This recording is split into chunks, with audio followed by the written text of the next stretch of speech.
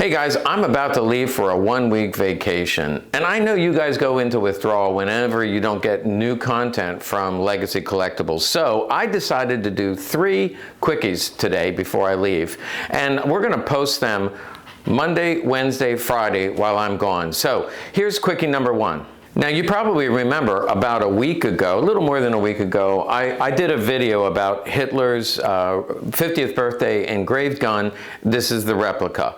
And I asked you for your feedback. Well, first of all, I asked about renting it out to people. Now, I was half joking, but half serious. I certainly wouldn't rent it out to people who weren't like regular customers and were known people to us. But I got feedback from you guys.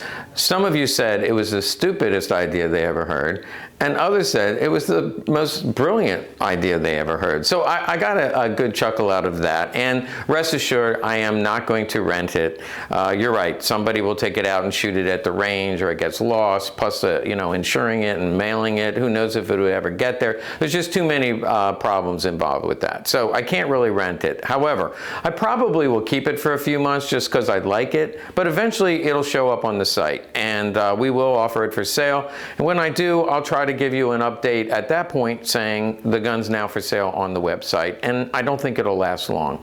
Now, another update, well, here's a brief clip about this gun. So this gun was made in the early 90s, and I have a letter about that, and they only made 5. All the years I've been collecting, I've never seen another one available. This was the first one I ever saw come forward, and I was wondering, well, wait a minute, is this a Walther? Is this a working gun? How good is the replica?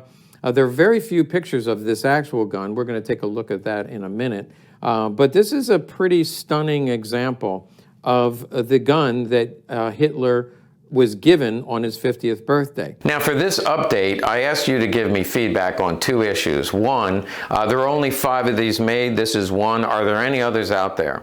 I did hear from a guy who said he owned one briefly. He bought it before the year 2000. He owned it for a year or 2, and then he sold it. He doesn't know where it is now. So we did locate one other one, and it actually was in this area of the country, which is northeastern United States. The second thing I asked, and this is even more important, I said, does anybody know where the real one ended up? And I actually had 2 people contact me, and we were able to track down the real one.